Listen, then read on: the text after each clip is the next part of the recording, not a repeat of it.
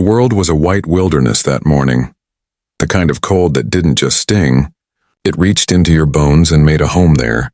The wind slid down from the north with teeth like glass, dragging clouds of snow that swept across the plains in ghostly veils. The horizon was only a suggestion, gray folding into white until you could no longer tell where sky ended and land began. Powder Creek was barely a town, more a scattering of stubborn souls clinging to what little the land allowed. Its handful of wooden buildings leaned against one another for warmth. A saloon, a church, a general store that sold more hope than goods, and a blacksmith whose hammer was the only sound that ever dared challenge the wind. Beyond the last fence post, at the edge of a frost-hardened field, stood a single cabin. Small, crooked, and half swallowed by snowdrifts, it looked like a secret the world had forgotten to keep. Inside, the air smelled of wood smoke and thyme, the soft bubbling of a pot the only sound besides the sigh of the chimney. Edith Mayburn stood at the stove, her breath fogging slightly in the chill that crept from the corners. The sleeves of her worn wool dress were rolled to her elbows, revealing arms strong from years of kneading, stirring, lifting, and enduring. Her cheeks glowed from the fire, though not enough to chase away the look of quiet fatigue etched into her eyes. At 27, Edith had long learned how small a woman could feel in a world that measured worth by beauty and thinness. She had learned it in the orphanage kitchens, where the matrons called her the sturdy one, a polite way to say, the fat girl who'll never be chosen. She had learned it again in the eyes of shopkeepers, who offered her bruised apples and stale flour because they assumed she should be grateful for anything. And she learned it every time she walked through Powder Creek, head bowed against whispers that always began when she passed and stopped when she turned. Still, she survived. She cooked. She sold loaves of honey bread and jars of pickled beets to ranch hands and widows. She traded biscuits for mending thread, pies for lamp oil. Her life was small, but it was hers. A quiet rhythm of kneading, baking, mending, and sleeping beneath the same cracked roof that creaked with every storm. That morning, as snow drifted past the window like falling ashes, Edith stirred her pot of rabbit stew. The aroma filled the cabin, rich, earthy, comforting. She tasted it with a wooden spoon, nodded in approval, and reached for the salt when a sound cut through the wind. 3 hard knocks, not hesitant, not polite, the kind of knock that belonged to someone used to being obeyed. Her hand froze on the ladle. No one came out this far unless they meant to, and those who did rarely brought good news. For a moment, only the fire dared move. Then, heart-thudding, Edith wiped her hands on her apron and went to the door. When she opened it, the wind slammed against her, flinging snow inside like a jealous intruder. Standing on the threshold was a man wrapped in a heavy wool coat, his hat rimmed with frost, boots thick with the road's dust. His face was shadowed by the brim, but his eyes, sharp, cold, assessing, met hers like a challenge. "Are you Edith Mayburn?" he asked, voice deep and gravelly from long days in the open. "Yes," she said, fingers clutching the edge of the door. "Can I help you, sir?" He studied her a moment before removing his hat. Dark hair streaked with silver clung damply to his temples. Beneath the weariness etched into his face was something else, an intensity that came not from anger but from purpose. "Name's Coulter Grady," he said. "I run Grady Ranch west of here. Lost my cook 2 days ago. Fever took her down. I've got 20 men to feed, and not a one of them knows a skillet from a saddle." He paused, the weight of the wind pressing between them. "I heard you can cook." The words hung there, heavy and strange. Edith blinked, unsure whether to laugh or cry. Her eyes flicked to the pot behind her, then back to him. "I can," she said carefully, though uncertainty wove through her tone. Coulter nodded once.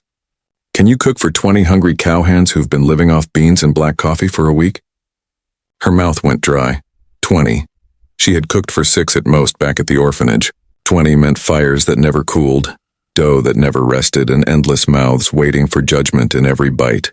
She hesitated, glancing down at herself, at the roundness she carried like armor and shame all at once.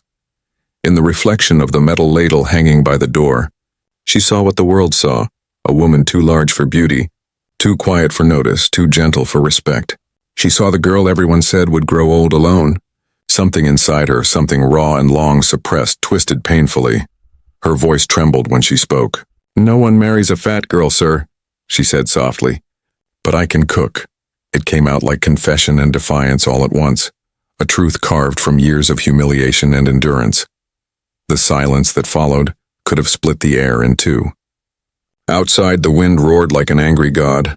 Inside, the fire crackled weakly, its warmth barely reaching her. Edith waited for laughter, for dismissal, for the door to swing shut on her hopes. But Coulter Grady didn't laugh. He didn't turn away. He simply looked at her, truly looked, the way few ever had. His gaze wasn't cruel or pitying. It was steady, deliberate, almost searching, as though he were weighing something far more important than appearances. "I'm not hiring a wife, Miss Mayburn," he said finally, voice low but firm.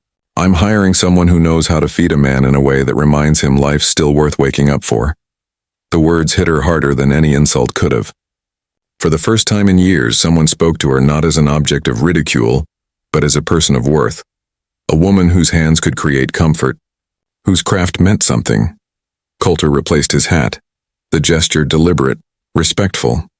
"If you're willing," he added, "I'll be back at first light." Then he turned, stepping back into the storm as though he belonged to it. Snow swallowed his shape before Edith could find the courage to call after him. The door shut with a sigh, and she stood there for a long moment, the fire's glow painting her shadow across the floor. She whispered the words he had said to herself again and again, as if memorizing them for the lonely nights ahead. "I'm not hiring a wife. I'm hiring someone who knows how to feed a man in a way that reminds him life's still worth waking up for." For the first time in years, Edith Mayburn did not feel invisible. She felt seen. And that feeling, fragile, terrifying, beautiful, lingered in her chest long after the wind had buried the last of Coulter Grady's footprints. The next morning came gray and heavy. Dawn crept slow across the land, a pale hand reaching through the frost. The sound of wagon wheels breaking the crust of ice jolted Edith from her restless sleep. She had packed what little she owned, her knives wrapped in cloth, her spices in jars, her mother's old skillet blackened with years of use. When she stepped outside, the air bit at her face. The driver, a young ranch hand with straw-colored hair and a freckled nose, nodded curtly as she approached. "Mr. Grady sent me," he said, offering no smile. "Hope you can keep up. Ranch is a good 12 miles west." Edith climbed onto the wagon seat, skirts rustling, her heart pounding like a trapped bird. The road was little more than ruts buried in snow. The ride jolted her spine and stole her breath, but she said nothing. She watched the horizon, watched the world widen into an endless sweep of frozen grass, broken fences, and distant cattle. When they reached Grady Ranch, the sight nearly stole her words. The property stretched vast and unforgiving. 3 barns, a corral filled with restless cattle, a bunkhouse crouched low against the wind, and a main house standing proud at the edge of the hill, like it owned not just the land but the silence itself. Smoke curled from chimneys, men shouted commands to restless horses, and somewhere a hammer clanged against iron.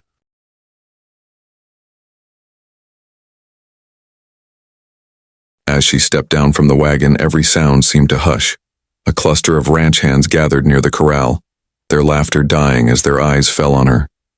She felt their stares crawl over her like cold fingers, curious, mocking, dismissive.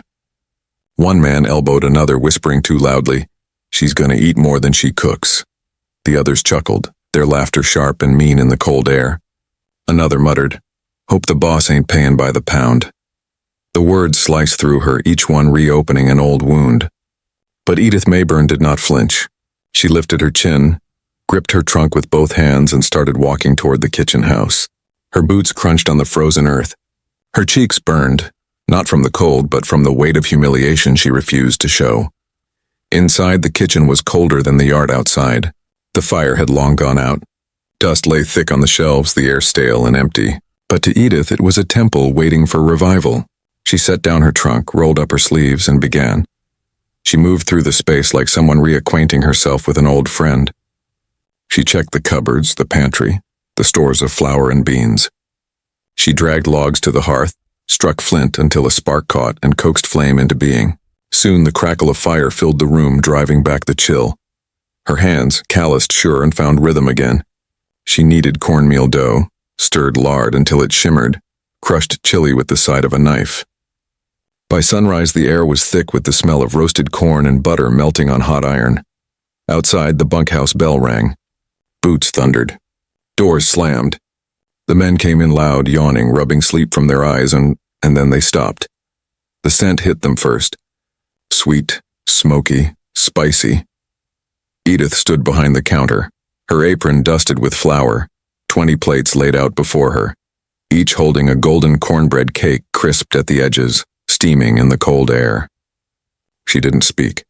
She simply served. The men hesitated, some smirking, others skeptical. But hunger won. They took their plates, sat, and began to eat. And then, silence. The kind of silence that falls when men remember what gratitude tastes like. One by one, their chewing slowed. Heads tilted, eyes widened. The man who had joked loudest the day before came forward when his plate was clean. He didn't meet her eyes, just held out his plate again, awkwardly. Edith took it, filled it, handed it back. Still no words, but as he turned away she saw it in a flicker of shame, and maybe, just maybe, respect. For the first time since she arrived, the room didn't feel like an enemy. She exhaled slowly, the sound lost beneath the crackle of the fire, and outside, though the sky remained gray, something warm began to rise inside the kitchen, a promise that the winds of judgment might finally be shifting. The winter sun rose slow and stubborn over Grady Ranch, its pale light catching on frost-coated fence rails and the black silhouettes of cattle huddled in the fields. Smoke climbed from the bunkhouse chimney, curling skyward like a fragile promise that warmth still existed somewhere in that cold land. Inside the kitchen, Edith Mayburn stood over the stove, her breath clouding in the frigid air. Dawn hadn't yet burned the stars away, but her fire was already roaring, flames licking the iron pots and the heavy skillet that had once belonged to her mother. Her sleeves were rolled high, flour streaked across her forearms, and strands of hair had escaped her bun to cling to her flushed cheeks. She'd been up since before the rooster's cry. That was her rhythm now. Rise in darkness, light the fire, cook for men who worked themselves to the bone and barely remembered to say thank you. But she didn't need thanks. Not really. The sound of their boots shuffling in when the smell of breakfast reached them was enough. The silence that followed after the first bite was enough. The look of rough hands reaching for seconds. That was all the praise she needed. At first they hadn't spoken to her. Not much anyway. There were grunts, nods, a muttered mornin' here and there. Men used to the company of cattle more than people. But as the days slid into weeks, something began to shift. The jokes stopped. The laughter that once turned sharp when she entered the room softened into something almost shy. Someone fixed the broken hinge on the pantry door without asking. Someone else chopped extra firewood and left it by the stoop. Little gestures, quiet as snowfall. Apologies without words. Edith noticed everything. She always had. She noticed how Jed, the lanky hand with a nose bent like a crooked fence post, never took onions in his stew. How Amos, the wiry one who never said much, rubbed his wrist whenever he ate, until she realized he had a pepper allergy and began cooking his portions without it. And she noticed young Sam, barely 16, creeping into the kitchen after midnight for cold biscuits, thinking no one saw. She never scolded. Instead, she started leaving 2 biscuits on the counter wrapped in cloth, waiting for him. Every morning the napkin came back folded neatly. That's how trust began to grow in that kitchen, not with speeches, but with small mercies passed between strangers. And then there was Coulter Grady. He was a man who carried silence like a badge. You could hear him coming before you saw him. The creak of leather, the steady rhythm of boots that never hurried and never faltered. He didn't bark orders or waste words. His presence filled a room even when he said nothing. Every meal, he ate last, always waiting until his men were fed before taking a plate himself. He'd stand at the counter, hands resting on the rough wood, eyes on the fire as if listening to something beyond it. Edith rarely dared to speak first, but she felt his gaze often, not invasive, just aware, as though he noticed her the way one notices sunrise after too many dark days. One evening after supper, when the others had left for the bunkhouse, Coulter stayed behind. Edith turned from the sink, startled to find him rolling up his sleeves. "You don't have to," she said, drying her hands on a towel. "I can handle the washing." "I know you can," he replied, stepping forward and plunging his hands into the soapy water. "But you fed 20 men tonight. Least I can do is clean up after one of them. His tone was quiet but sure, leaving no room for protest. Edith stood still for a moment, the firelight catching on the fine silver strands in his hair, the faint scar that crossed his knuckles, the small evidence of a life lived in hard weather. They washed dishes in silence, the sound of water and clinking plates their only conversation. Once his hand brushed hers under the surface. Accidental, but it sent a strange warmth up her arm that lingered far longer than it should have. When he left that night, she caught herself standing in the doorway, watching the snow swallow his figure until he became just another shadow in the white. Days folded into one another. The snow never stopped. The cold deepened until even the air felt brittle, ready to crack if you breathed too loud. Yet somehow the kitchen stayed alive. It became the heart of the ranch, its warmth, its pulse. Men began to linger after meals, offering to fix shelves or mend a door hinge just to stay a few minutes longer by her fire. And still, Edith worked. Her hands never stilled, her heart never complained, but she felt something changing inside her, a slow, unfamiliar bloom. Confidence, maybe, or belonging. Late one afternoon, while kneading dough, she caught sight of herself in the small, cracked mirror above the wash basin. Her hair was messy, her face was red from the heat, her apron was dusted with flour, and yet she didn't flinch. For the first time, she didn't see the fat girl the world named her. She saw a woman, strong, capable, necessary. Outside, laughter echoed from the corral. A few of the men were racing horses, their voices carrying through the cold air. She smiled faintly, until she heard another voice cut through the noise, mocking, sharp. "Careful, boys. Don't ride too far or Miss Mayburn might have to roll after you to fetch you back." Laughter broke out, harsh and ugly. It wasn't everyone, but it was enough. The sound pierced straight through the fragile peace she'd built. The laughter died quickly when Coulter's voice thundered from across the yard. "That's enough." The word sliced the air clean in half. The men froze. Coulter strode across the yard, eyes dark beneath the brim of his hat. He didn't raise his voice again, he didn't need to. "You think a man earns his worth by the size of his words or the size of his heart?" he asked, his tone low and dangerous. "Because from where I'm standing, one of those is looking mighty small." No one answered. No one dared. Edith, standing by the kitchen door, said nothing. She didn't want him to fight her battles. But when Coulter's gaze flicked toward her, the storm came 3 days later. It began as a whisper, a shiver in the air, a shift in the light, the kind of silence that makes even animals uneasy. The wind changed, rolling down from the north like a beast waking from sleep. By nightfall, it had teeth. Snow came sideways, driven by a gale that howled across the plains and slammed against the ranch buildings with a fury that rattled every wall. Men ran to the barn, shouting over the roar, trying to calm the terrified cattle. Horses kicked and reared, eyes wide and wild. Edith stayed in the kitchen, securing shutters, stoking the fire higher. The windows groaned under the pressure. The storm beat against the walls like fists. Then, through the chaos, she heard it. A sound barely louder than the wind. A voice. Small, trembling, "Hello?" She froze, heart hammering. The voice came again, faint but real. "Please, help." Edith grabbed her shawl, wrapped it around her shoulders, and pushed the door open. The storm hit her like a wall. The wind tore at her clothes, snatched at her breath. Snow whipped her face raw. "Who's there?" she shouted, but the wind swallowed her words. Then, through the swirling white, she saw movement. A small figure stumbling toward the cabin. A child, a boy no older than 7. His skin was dark against the snow, his hair plastered to his forehead, his hands bare and blue. Without thinking, Edith ran. She reached him just as he collapsed, scooping him up in her arms and pressing his frozen body against her chest. His lips were purple, his eyes barely open. She wrapped her shawl around him and fought her way back through the storm, every step a battle against the wind. Inside, she laid him by the fire, stripping off his soaked clothes, rubbing his hands and feet to bring warmth back. His breath came shallow and uneven.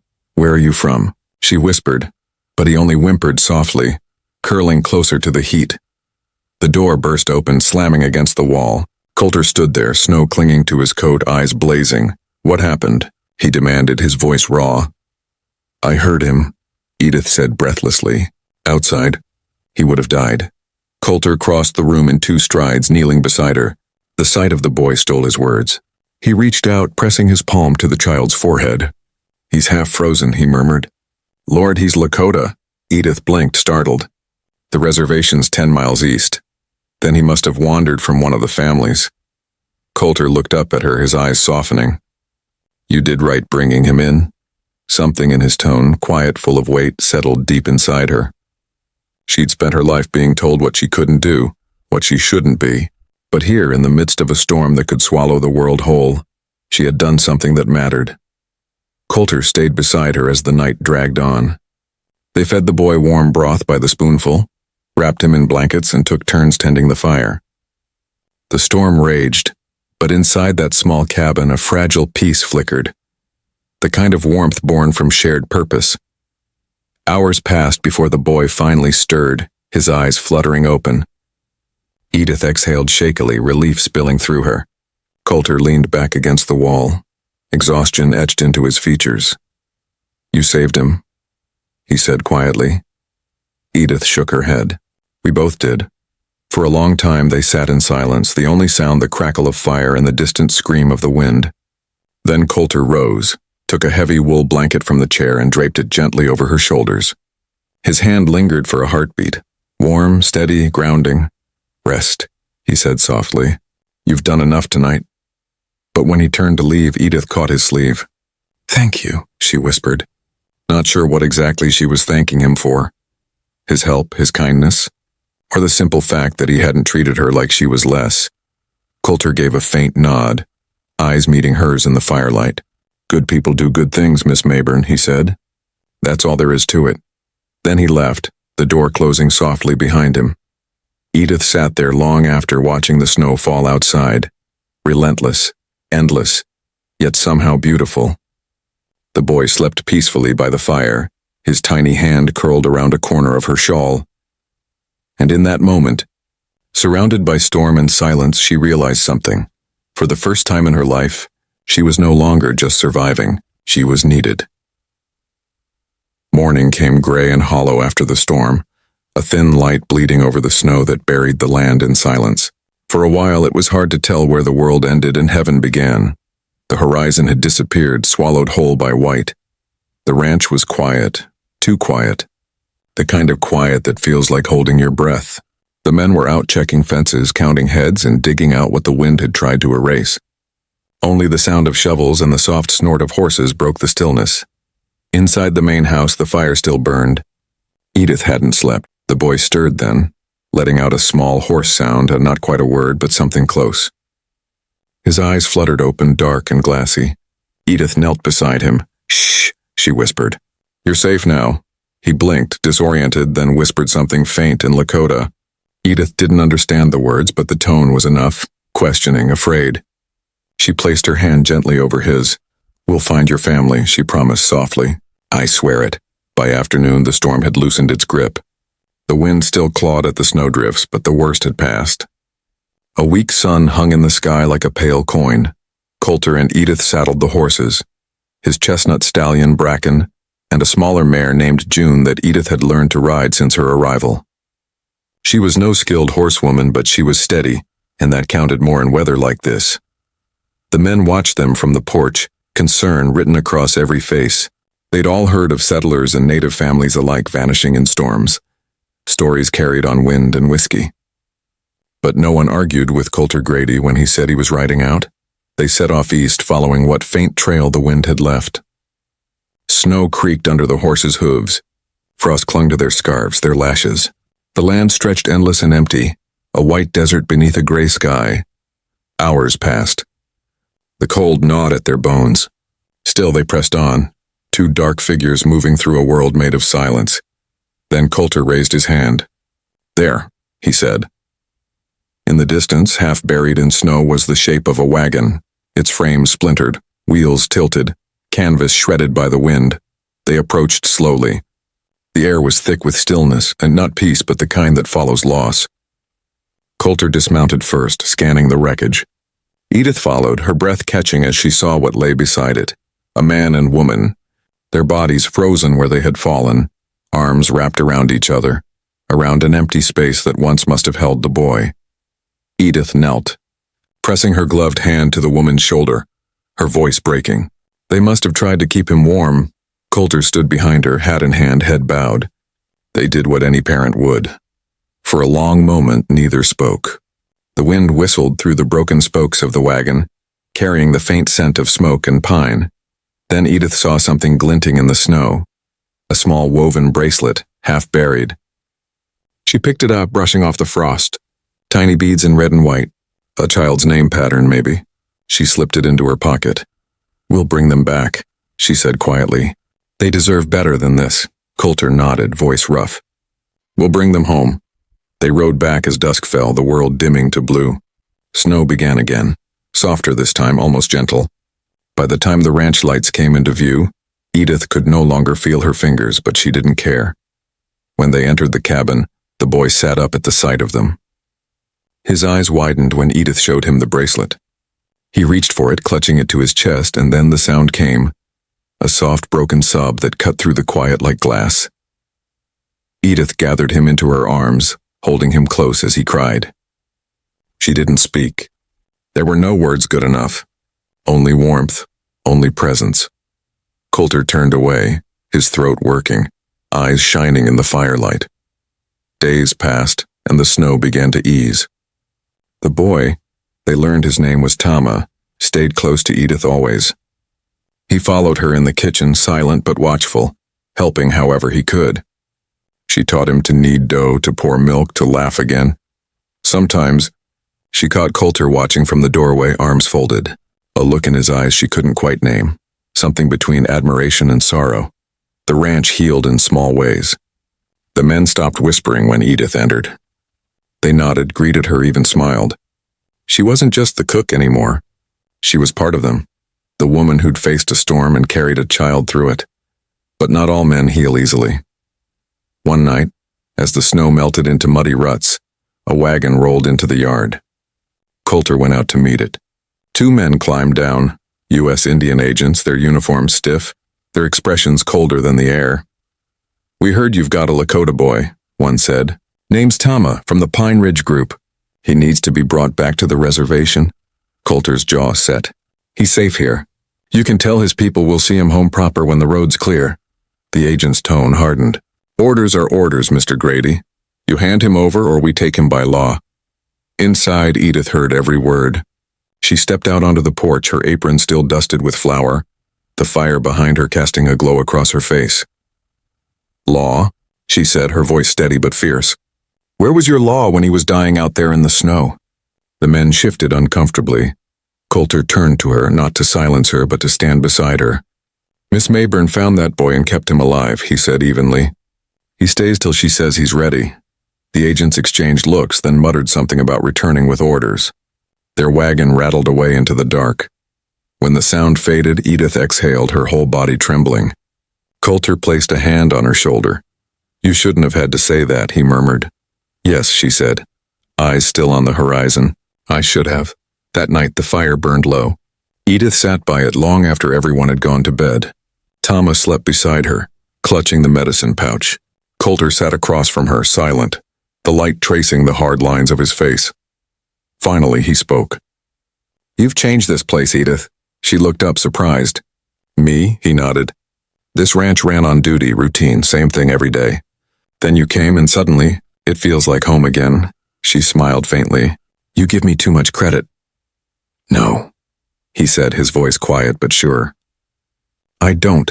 The silence between them deepened, not awkward but alive. Something unspoken hung there, fragile and real. Then Coulter rose, walked to the fire, and tossed another log onto it. Sparks leapt up, painting his face in gold. "Get some rest," he said. "Tomorrow we start planning how to take Tama home." She nodded, though her heart sank at the thought of parting. When he turned to leave, Edith whispered, almost too softly to hear, "You're a good man, Coulter Grady." He paused at the door, his hand on the frame. "And you, Edith Mayburn," he said, voice rough with something he couldn't quite say, "are the bravest woman I've ever known." Then he was gone, and she sat staring at the fire, at the embers glowing like tiny hearts in the dark. And she knew something had changed. Not just in the ranch, not just in him, in her. She'd faced storms before, but this one had burned something away. The shame, the doubt, the fear that had haunted her since girlhood. What was left was raw and new like skin after healing. She didn't yet know what it meant. But she knew it was only the beginning. When it finally arrived, it came not as a warm rush, but as a slow surrender. Snow receding inch by inch, the land drinking meltwater like something half-starved. The ranch stirred back to life in muddy boots and creaking saddles. Calves were born in the thaw, fences mended, and for the first time in months, the world smelled faintly of grass instead of frost. Inside the kitchen, sunlight finally spilled through the windows again, striking gold against the copper pots. Edith Mayburn moved through the morning with quiet rhythm, stirring porridge, slicing bread, her hands remembering each motion as if it were prayer. Thomas sat by the hearth, a book open in his lap. Edith had been teaching him letters, tracing the shapes with his small fingers. He was quick to learn, quicker than she'd expected, but shy about showing it. "What's this one?" she asked, pointing to a line. He squinted, lips moving silently. Then in a small, proud voice, "H. Good," she said, smiling. "And the next?" He frowned in concentration, then looked up at her. "Herita, very good," he beamed. It was the kind of smile that could melt the last snow off the roof. Coulter appeared in the doorway, wiping his hands on a rag. "Well, I'll be," he said, leaning against the frame. "Kid's got more sense than half the men in my crew." Thomas' grin widened. Edith tried to hide her own smile, but it tugged at her anyway. Coulter stepped inside, his boots leaving faint prints on the floor. "We've got visitors coming today," he said. Edith's hand stilled. "Who?" "The agents from before," he replied. "And the reservation headman. They're riding in together. They aim to speak about the boy." Thomas' smile faded. He looked between them, uncertain, his small fingers clutching the book tight. Edith went to him immediately, kneeling so they were eye to eye. "It's all right," she said softly. "They just want to talk. Nobody's taking you anywhere without me there. You understand?" He nodded, but his lower lip trembled. Coulter watched them both for a moment, something unreadable passing behind his eyes. Then he turned away. "Best we make coffee strong," he said quietly. "We'll need it." The visitors arrived near noon. 2 riders in government coats, dust rising behind them, and a third figure on a paint horse draped in a red blanket. The Lakota headman rode tall and straight, his face solemn, his eyes steady as they swept over the ranch. Coulter met them outside, his posture calm but guarded. Edith stood on the porch, Thomas' small hand clasped in hers. The elder dismounted first, speaking softly in his own tongue to Tama. The boy froze for a moment, then stepped forward hesitantly. The man smiled faintly, sad, proud, and placed a weathered hand on the child's shoulder. Coulter took off his hat. "Sir," he said. "Welcome. I'm Coulter Grady. This here's Miss Edith Mayburn, the one who saved the boy." The headman nodded, his voice deep and deliberate. "He speaks of her," he said in English touched with accent. "Says she brought him back from the storm, that she gave him food and warmth." He turned his gaze to Edith. "He says she sings in her sleep." Edith's breath caught. I didn't know I did." The man smiled faintly. "Maybe your spirit does." One of the agents stepped forward, clearing his throat. "We appreciate your cooperation, Mr. Grady. The boy needs to be documented and returned to his people for proper placement." The elder's smile vanished. "He is with his people," the agent hesitated. "The government has procedures, sir. We're simply—" Coulter cut in, his tone low but firm. "Procedures didn't keep him alive in the snow." The headman looked between them all, then spoke again, softer this time. "We have a saying. The wind chooses where it leaves what it carries. Sometimes it brings things where they are meant to stay." Edith felt a tremor run through her chest. She understood, not in words, but in something older, deeper. The conversation went on for hours. Papers were spread out on the kitchen table, ink pots opened, signatures taken. Thomas sat beside Edith the whole time, silent, clutching the leather pouch. When it was over, the elder rose. "He can stay," he said simply, "until he chooses to go." "He is free." Edith's throat tightened. "Thank you." The man nodded. "A name carries weight," he said. You have carried his well." That night, after the visitors rode away, the ranch felt different. Not lighter, not heavier, just changed. Coulter came to the porch where Edith sat, the stars just beginning to scatter across the sky. Tama was asleep inside, curled under quilts. "Could have gone worse," Coulter said quietly, sitting beside her. Edith nodded. "Could have gone better too," he smiled faintly. "You always say what you mean." "I learned to, after too long not saying anything at all." They sat in silence for a while, listening to the crickets waking in the thaw. The air smelled of pine and wet earth. "You think he'll ever go back?" she asked. Coulter tilted his head toward the window where the boy slept. "Maybe, maybe not. But wherever he ends up, he'll carry what you gave him. That's something most folks never get." She looked at him then, really looked, and saw the exhaustion that lived behind his eyes, the kind that doesn't come from labor but from loneliness. "You've carried plenty too," she said softly. "Maybe too much." He turned toward her, surprised by the gentleness in her tone. "I saw the graves out by the east fence," she continued quietly. "Your wife and daughter." Coulter's jaw worked. For a long moment he didn't answer. Then, "Fever took him, 3 winters back." "I'm sorry. Don't be. The world takes what it wants." She shook her head. "No, Coulter. The world offers what it can. We're the ones who decide what to take from it." He looked at her then, something breaking open in his face. The silence between them wasn't comfortable, but it was honest. Finally he said, "You ever think you were brought here for a reason?" She smiled sadly. "I used to think there wasn't one. And now?" "Now," she said, eyes glistening. "I think maybe it was to remind people that kindness still has a place. Even here." He stared at her, something unspoken burning in his chest. Something that wanted to be a confession but stayed trapped in the space between breaths.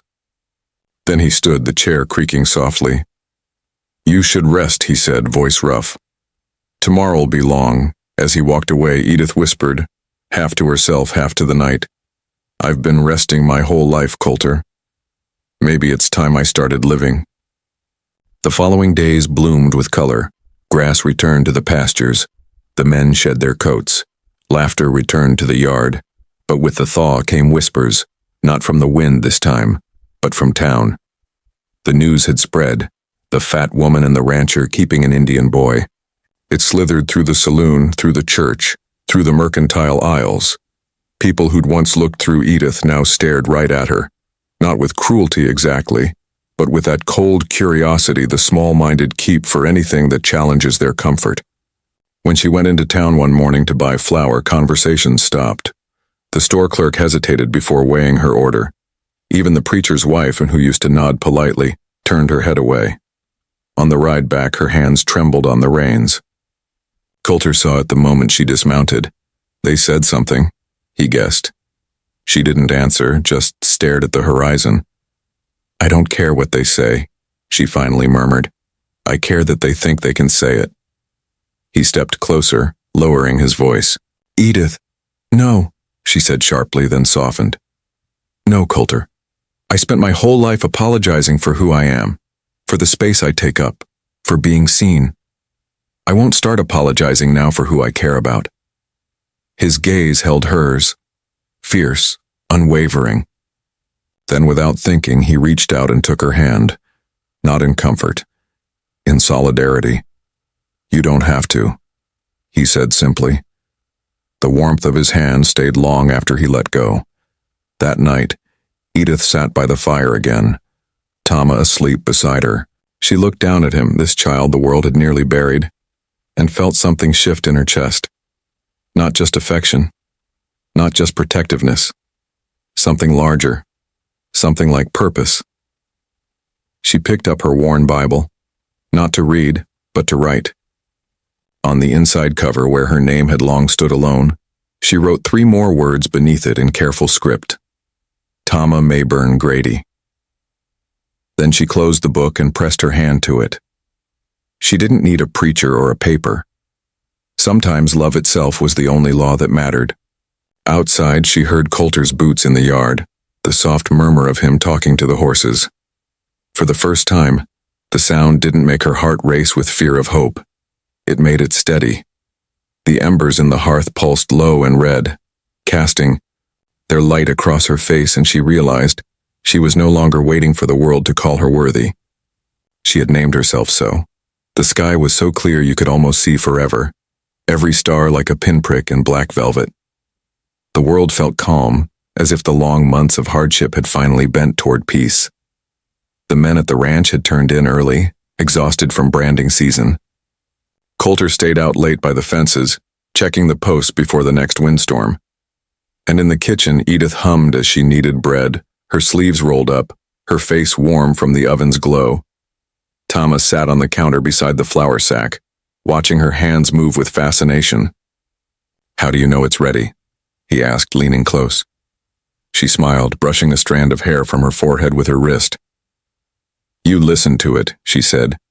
"Dough talks if you're quiet enough." He giggled. "What does it say?" She pressed the mound with her knuckles, thoughtful. "It says be patient. Good things rise slow." He grinned at that. "Like you?" She blinked, then laughed, startled and touched. "Maybe so," she said. "Maybe just like me." Outside, the ranch slept. Inside, the smell of baking bread filled the air, warm and comforting. Edith closed her eyes, listening to the soft creak of the fire, the boys breathing, the distant call of a nighthawk. It was the sound of a life she'd never thought she'd have. One built not on pity, but on belonging. She didn't know that within hours, that peace would burn. It began sometime before dawn. The wind shifted first, sharp and wrong. Horses snorted in their stalls. A sound, faint at first, crackled in the dark like whispering paper. Then from the bunkhouse window, a glow rose against the horizon. Orange, violent, alive. "Fire!" someone shouted. Coulter was out of his bed before the second word. Boots, coat, hat. He was already running when the bell rang. Flames tore through the eastern fence line, eating dry grass, racing toward the main barn. Edith jerked awake to the noise. She ran to the window, saw the sky alive with light, and in that same instant smelled smoke. "Tama!" she gasped. The boy sat up, eyes wide with confusion. "What?" She grabbed him, pulling him from bed. "Get your coat, quick!" By the time they reached the door, the fire was everywhere. The barn roof was a torch, the fences hissing, embers raining down like burning snow. Men shouted orders over the roar, some running with buckets, others driving cattle out through the gates. Coulter saw Edith in the doorway. Tama clutched in her arms and ran to her. "Get back inside," he yelled. "Stay low!" "I can help," she shouted back. No, but before he could finish, a blast split the air, the oil shed igniting in a flash. The force threw them both to the ground. Heat slammed into her face. When she looked up, Coulter was gone. "Coulter!" she screamed, no answer. Only the chaos of fire. She shoved Tama behind a water trough. "Stay here!" He clutched her skirt. "Don't go!" But she was already running. Smoke clawed at her throat as she pushed through the yard. Men were forming a line with buckets, faces blackened with soot.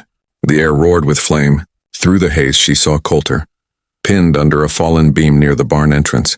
"Coulter!" she cried, sprinting toward him. He struggled to lift the beam, teeth gritted. "Get back, Edith." "Not without you." She grabbed a pitchfork from the ground and wedged it beneath the timber, bracing her weight. Her arms screamed, the metal bent, her breath came ragged, but she didn't stop. "Push," she yelled. Together they heaved.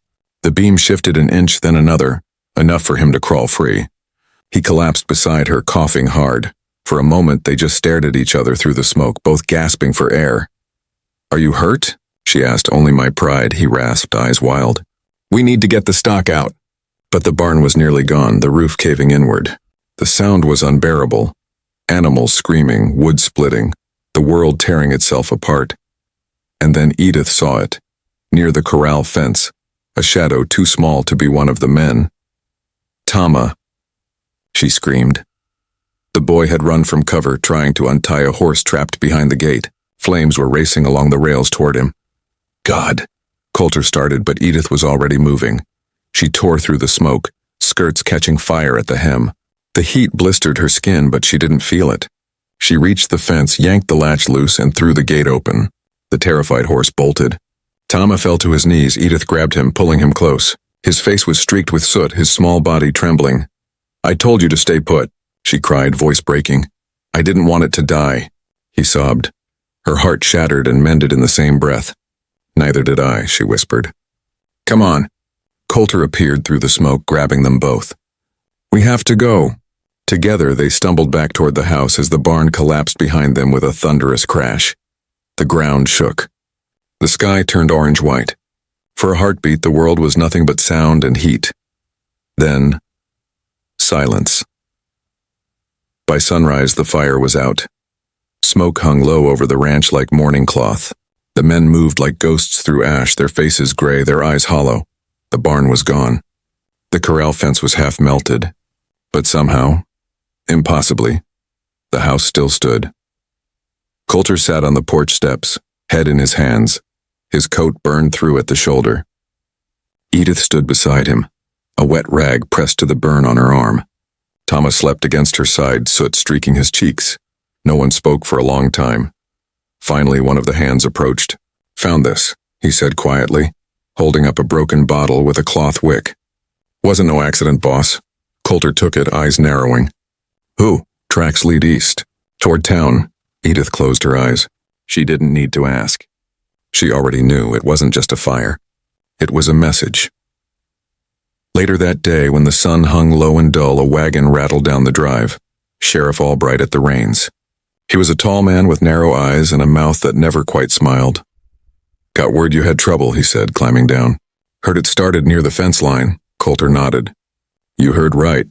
The sheriff's gaze drifted to Edith and Tama. His lip curled faintly. "That the boy?" Coulter's jaw tightened. "That's him." Albright spat in the dirt. "Some folks in town been uneasy. Say you're keeping wild blood on your land. Say you're keeping worse." He looked Edith up and down, his tone cutting. "Ain't right, a woman staying here unmarried. Looks like sin waiting for proof." Coulter stepped forward, eyes burning. "Watch your tongue." Albright raised his hands mockingly. "Easy, Grady, I'm just saying what folks say. Maybe if you didn't take strays, the Lord wouldn't send lightning." "It wasn't lightning," Edith said sharply. "It was hate." The sheriff's eyes flicked to her, narrowing. "Careful, ma'am. Big words from someone who don't belong in polite company." Before Coulter could move, Edith took a step closer. "I've been polite all my life, Sheriff. Didn't change how people treated me.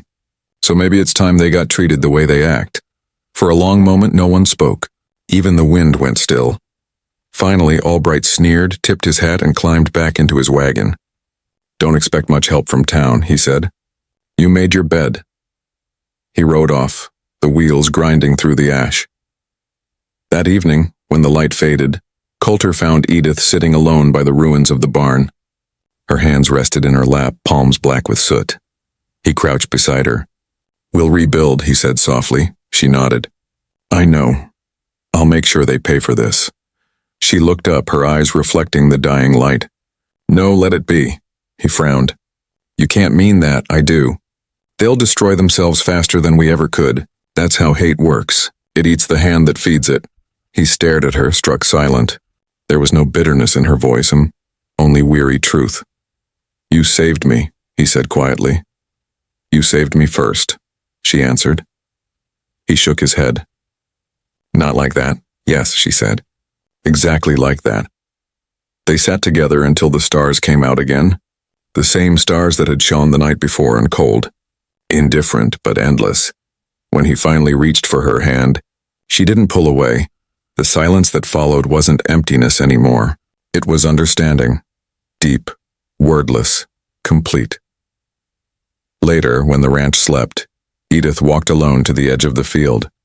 The grass there was blackened and still warm. She knelt, pressing her palm into the earth. "This isn't the end," she whispered. "You can burn what we build, but you can't burn what we are." From the house, a faint voice called out, "Tama," half dreaming.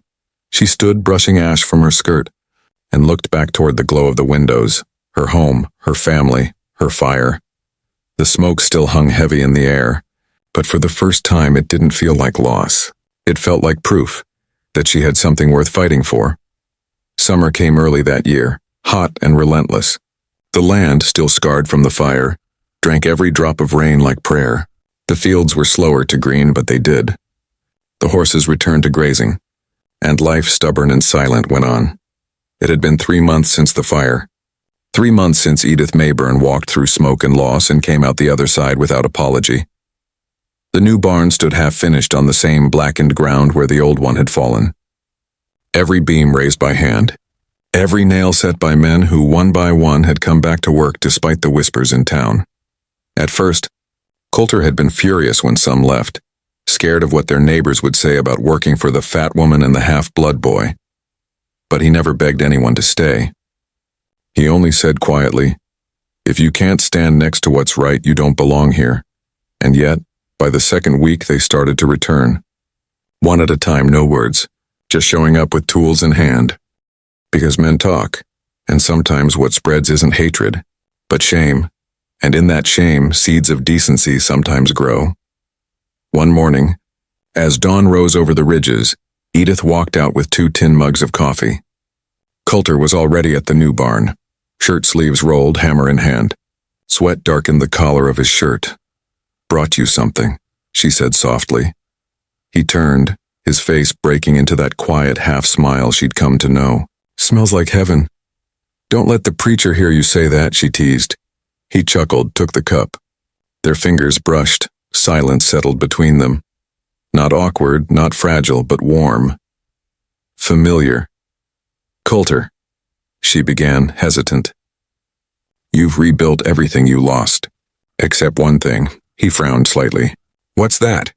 She looked around, at the fence lines, the new boards, the sky stretching blue and endless. "Peace." He studied her for a long moment. "You really think peace still belongs to people like us?" She smiled faintly. "I think peace belongs to anyone brave enough to make it." He looked away, jaw tight, emotion flickering like sunlight on metal. "You always know what to say?" "No," she said softly. "I just stopped being afraid of saying it." That afternoon, Tama came running from the house, waving a folded letter high in his hand. "It's from the agency," he shouted, breathless. Coulter took it, frowning. "You sure?" "Yes, sir. The man brought it on horseback." Edith wiped her hands and came closer as Coulter broke the seal. His eyes moved over the paper slowly, lips tightening. Then he handed it to her. "Miss Mayburn, the agency acknowledges your care and protection of the child known as Tama. After review, we recognize your household as suitable for his permanent guardianship.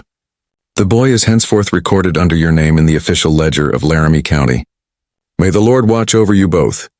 Edith's hands shook as she read. She pressed the paper to her chest, tears welling. "He's ours," she whispered. "Legally, truly ours." Tama's grin was so wide it nearly split his face. "Does that mean I'm a Mayburn?" She dropped to her knees and pulled him close. "You've always been a Mayburn," she said through tears. "Now the world just has to admit it." Coulter turned away for a moment, his jaw working hard against the emotion rising in him. When he looked back, his eyes were wet. That night, the 3 of them ate together by lamplight. Bread, beans, and the last of the summer peaches. Tama fell asleep halfway through, his head on the table, a crust still in his hand. Edith smiled, brushing his hair from his face. "He sleeps like he fights when without apology." Coulter leaned back, watching her quietly. The light played over her face, catching the new softness in her expression. Not the softness of weakness, but of peace hard-earned. "Edith," he said finally, voice rough, "I've been meaning to say something." She looked up, he swallowed, then continued, "I don't care what town says. I don't care what anyone says. You belong here, not as help, not as charity, as home." Her heart stopped. He took a breath as though steadying himself on a precipice. "I loved once before. I thought that kind of love only happened once in a life. But then you walked in out of the snow with that boy in your arms, and I saw it again. The kind that makes a man want to be better than he is." Her eyes filled. "Coulter." He stood, came around the table, and knelt before her. Awkwardly, shyly, but without hesitation. From his pocket he pulled a small ring, silver, tarnished, simple. It was my mother's, he said.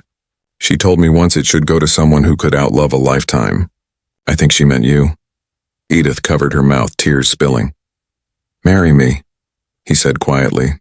Not because folks think we should, but because the world already tried to burn us down and we're still standing. The only sound was the slow ticking of the clock.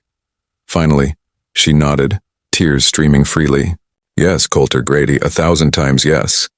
He laughed then, a raw, unguarded sound she'd never heard from him before. He slipped the ring onto her finger, and she leaned forward, pressing her forehead to his. For the first time in either of their lives, everything felt right. The wedding took place a week later. No church. No preacher's scolding sermon. Just the wide Wyoming sky, the smell of sagebrush, and a handful of men and women who had stayed. Those who had seen the fire, and still chosen to believe. Edith wore a simple cream dress she'd sewn herself. Her hair was braided with wildflowers Tama had picked from the field. Coulter stood beside her, boots polished, eyes shining brighter than any star. When it came time for vows, she spoke first. I was told my whole life I was too much, she said softly. Too big, too loud, too kind, too stubborn. And for a long time I believed them. But then I came here and you showed me that what I was enough. That love doesn't come in shapes or sizes, it comes in souls. Coulter swallowed hard, blinking fast. Then it was his turn. I lost everything once, he said, and when I did, I thought the Lord was done with me. But then he sent me you, not as a second chance and as a lesson, that grace comes wearing muddy boots and flour on her hands, that sometimes angels look like women who've carried too much and still choose to give. Even the wind went still. When they kissed, slow, reverent, trembling, the crowd of ranch hands cheered. Tama whooped loud enough to wake the hills, and in that sound, something old and bitter in the land seemed to finally let go. A week later, they rode into town together, not for show, not for defiance, just for supplies. But word had spread, and this time the town didn't turn away. The clerk at the mercantile smiled, nervous but genuine. The preacher's wife gave a curt nod, and one by one, eyes softened, whispers died. Because it's hard to mock what stands taller than your hate. And Edith Mayburn stood tall. As they left, a small boy outside the general store pointed and whispered, "Mama, that's the lady who saved the Indian boy." His mother hushed him quickly, but Edith only smiled. "It's all right," she said gently. "He's right." The woman's eyes filled, and she murmured, "God bless you, ma'am." Edith tipped her hat the same way Coulter always did. He already has. That evening back at the ranch, the sun bled gold over the horizon. The fields shimmered. The new barn cast long shadows. Edith stood with Tama and Coulter at the fence line, watching the light fade. Tama looked up at her. "Mama," he said softly, testing the word again. She smiled down at him. "Yes, my love?" "Do you think people ever stop being mean?" She considered that for a long time. Then she said, "Maybe not. But if we keep being kind, they'll start feeling small when they are." He nodded, satisfied. "Then we keep being kind." She kissed the top of his head. "Always." Coulter put his arm around her shoulders. "We'll build again tomorrow," he said quietly. She leaned into him. "We already have." The wind moved through the grass, whispering soft and low. Not like fire, but like forgiveness. Above them, the sky stretched wide and endless, unscarred, and for the first time since anyone could remember, peace, unreal, humble, living peace settled over Grady Ranch, not the kind that comes from silence, the kind that comes from choosing to keep going. The end.